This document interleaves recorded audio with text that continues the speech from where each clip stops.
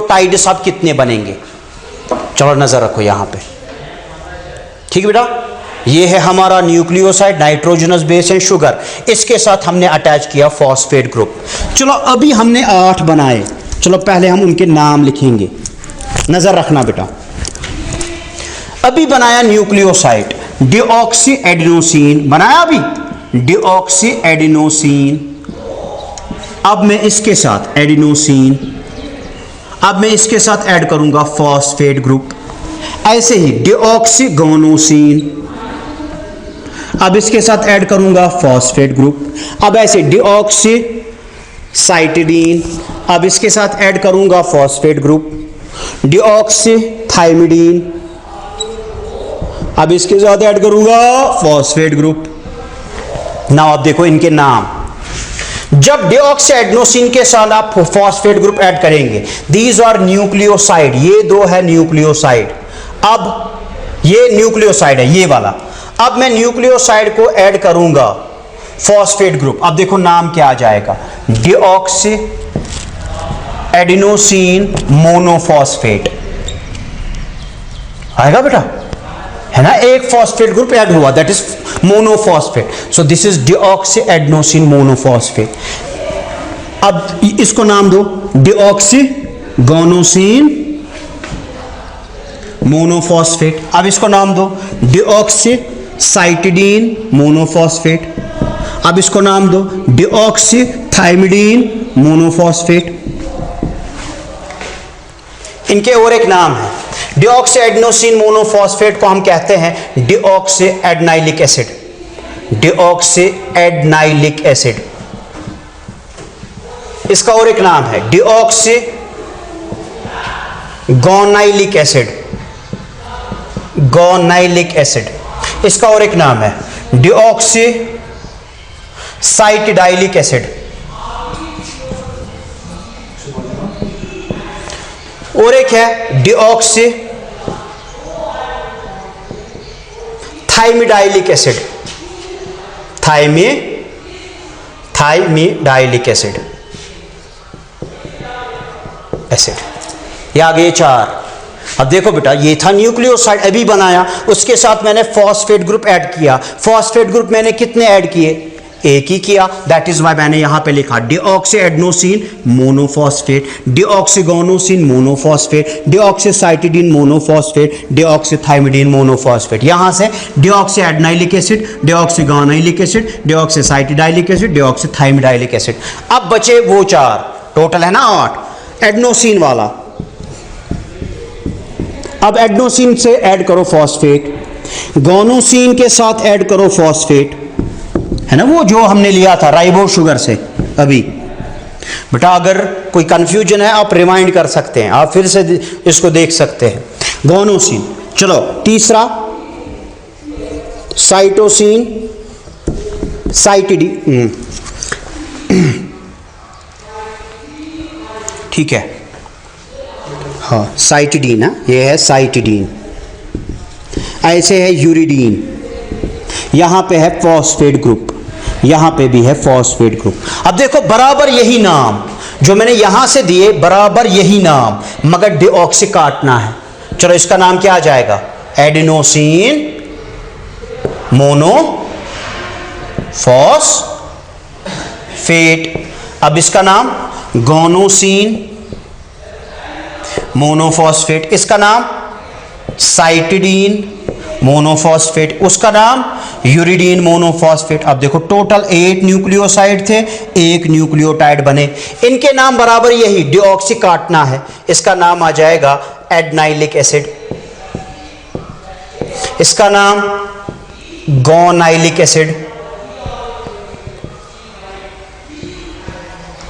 गोनाइलिक acid, उसका नाम cytidylic acid,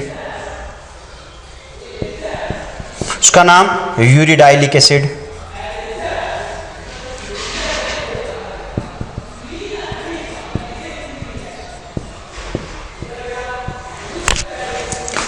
ये न्यूक्लियोसाइड है सारे, इन न्यूक्लियोसाइड के साथ मैंने फॉस्फेट ग्रुप अटैच किया, वो बन गया न्यूक्लियोटाइड, ये इनके नाम है।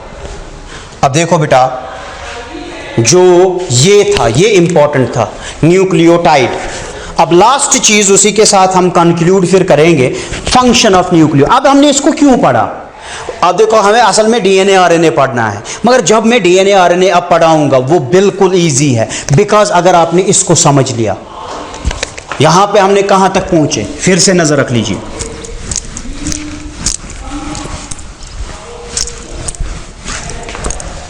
हम इन सब 8 का स्ट्रक्चर बना सकते हैं, एडेनोसिन मोनोफॉस्फेट डीऑक्सी, ये हम सब का स्ट्रक्चर फॉर्म कर सकते हैं। और आप घर में खुद ट्राई कर रहा हैं, एक मैं अभी बनाऊंगा ताकि आपको इजी वो लगे। ठीक है बेटा, यहां पे आप नजर रख लीजिएगा। चलो एक में बनाता हूं। पहला नंबर था ये एडेनोसिन, जो हमने यहां पे लिखा एडेनोसिन मोनोफॉस्फेट, उसी में है फिर एटीपी एडेनोसिन ट्राइफॉस्फेट। चलो एक न्यूक्लियोटाइड को मैं बनाऊंगा यहां पे, एडेनोसिन मोनोफॉस्फेट। आप नजर रखना, एडेनोसिन में बेस है, यहां पे मैं बेटा नंबरिंग इस साइड से स्टार्ट करूंगा।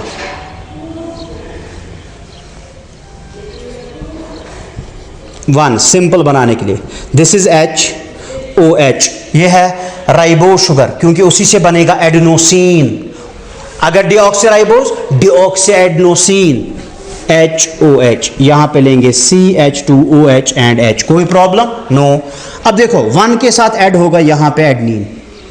अब देखो सिंपल बनाने की मैं कोशिश करूंगा, यहां पे आ जाएगा NH, यहां पे नाइट्रोजन, यहां पे नाइट्रोजन, यहां पे नाइट्रोजन, और यहां पे है एमाइन ग्रुप एडेनिन में, यहां पे है डबल बॉन्ड्स। ठीक, दिस इज एडेनिन। अब ये बाइंड होगा इसके साथ, वाटर मॉलिक्यूल लॉस होगा। ठीक हो गया, वाटर मॉलिक्यूल लॉस। अब ये जो बॉन्ड बना, दिस इज ग्लाइकोसाइडिक बॉन्ड। अब ये स्ट्रक्चर है हमारा एडिनोसिन।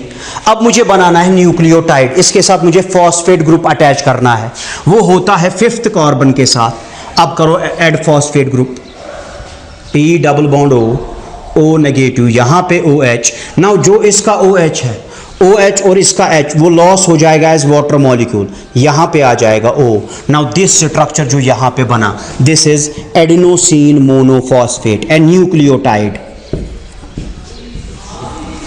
बेटा इसी से है फिर एडेनोसिन ट्राइफॉस्फेट, ATP जिसको आप कहते हैं। आप देखो बराबर वही है, इसमें है मोनोफॉस्फेट, उसमें हम 2 ऐड करेंगे, वो मैं आगे बताऊंगा, that is adenosine triphosphate.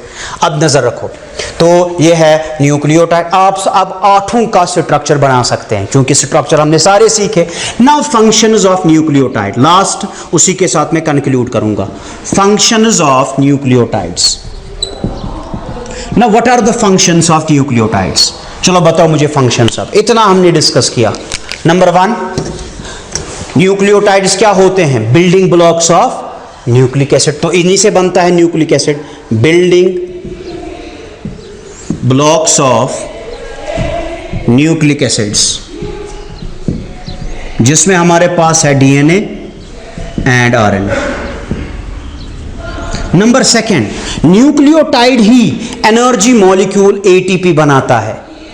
ATP बोले तो एनर्जी, हाँ, ये हेल्प करते हैं इन the formation of ATP, energy molecule जिसको आप कहते हैं। एटीपी के एगो में एडिनोसिन ट्राइफॉस्फेट। चलो अगर मैं इसको बनाऊं, नजर रखना बोर्ड की तरफ, मुझे यहां पे 3 फॉस्फेट ग्रुप अटैच करने हैं, वो बनेगा एडेनोसिन ट्राइफॉस्फेट। नजर रखो बोर्ड की तरफ, एडेनोसिन ट्राइफॉस्फेट। चलो यहां पे मैं 3 फॉस्फेट ग्रुप अटैच करूंगा, बोर्ड की तरफ आप नजर रखना। यहां पे phosphate double bond O negative, या OH यहां पे रख लीजिए, यहां पे फिर से O, फिर से P डबल बॉन्ड O, यहां से OH, यहां से O, यहां से P डबल बॉन्ड O, यहां से OH एंड यहां से OH। अब देखो मैंने क्या किया, मैंने एडेनोसिन जो है उसके ऊपर 3 फॉस्फेट ग्रुप को अटैच किया, this becomes ATP, adenosine triphosphate. This is ATP, adenosine triphosphate. तो अब आप किसी को कह सकते हैं कि मुझे आज ATP का स्ट्रक्चर आ गया, बिकॉज एग्जाम में आता है, draw draw the structure of ATP molecule. अब आप एटीपी को बना सकते हैं। सो एटीपी में आप कौन सी शुगर होगी? Ribo sugar. और नाइट्रोजनस बेस कौन सी होती है? एडेनिन। और फॉस्फेट ग्रुप कितने होते हैं? 3। नंबर तीसरी फंक्शन बेटा जो एटीपी है, these helps in the formation of coenzymes. पढ़ा था एंजाइम्स में हमने कोएंजाइम्स, तो उनको बनाने में ये मदद करते हैं। Helps in the formation of coenzymes. पढ़ा था कोएंजाइम्स सर? हाँ। कोएंजाइम्स में कौन कौन सा? हाँ, निकोटीन एमाइड एडेनिन डाइन्यूक्लियोटाइड पढ़ा था, NAD। ऐसे NADP, nicotine amide adenine dinucleotide phosphate. ऐसे FAD, मैं फुल फॉर्म नहीं लिख रहा हूं बिकॉज वो हमने एंजाइम्स में लिख लिए थे। FAD flavin adenine dinucleotide. FMN flavin mononucleotide. These are coenzymes. इनको बनाने में मदद कौन करता है? Nucleotide. Last function, it helps in the formation of cAMP. Cell signalling में, हार्मोन एक्शन में हम आगे इंशाल्लाह पढ़ेंगे जब हम फिजियोलॉजी को लेंगे। कैंप का रोल, साइक्लिक एडेनोसिन मोनोफॉस्फेट, उसको भी बनाता है न्यूक्लियोटाइड। सो ये करता है मदद इन the formation of camp. Camp बोले तो cyclic adenosine monophosphate, cyclic adenosine monophosphate. ये जो कैंप है बेटा, आगे हम पढ़ेंगे, इसका रोल है सेल सिग्नलिंग में। सेल सिग्नलिंग में उसमें कैंप बहुत रोल जो है वो अदा करता है। बेटा ये थी कुछ फंक्शंस जो हमने न्यूक्लियोटाइड से रिलेटेड पढ़ी। बेटा ये जो लेक्चर था ये हमारा बेस था। अब जो हमें पढ़ना है वो बिल्कुल इजी है, क्योंकि अब हमें DNA को पढ़ना है और RNA का स्ट्रक्चर, मगर उसके लिए बेस हमें बनानी थी न्यूक्लियोटाइड की। अगले लेक्चर में मैं बताऊंगा कैसे अब ये न्यूक्लियोटाइड बाइंड हो गए, उसी से बनेगा DNA और RNA। तो नेक्स्ट लेक्चर में हम इंशाल्लाह स्ट्रक्चर ऑफ DNA और स्ट्रक्चर ऑफ RNA को डिटेल में डिस्कस करेंगे। मगर तब तक आप इसको 2-3 बार रिवाइज कर लीजिए और अपनी जगह पे बेटा कॉपीज जो है वो मेंटेन कर लीजिए। और जो आपका वक्त है बेटा वो बहुत कीमती वक्त है, तो उसको ज़ाया मत करिए। जितनी आप मेहनत कर सकते हैं, जितना आप बुक्स के साथ अटैच रहेंगे, उतना ही आपके लिए बेहतर होगा बेटा। जो नेक्स्ट लेक्चर होगा, स्टे होम, स्टे सेफ। अस्सलामु अलैकुम व रहमतुल्लाह।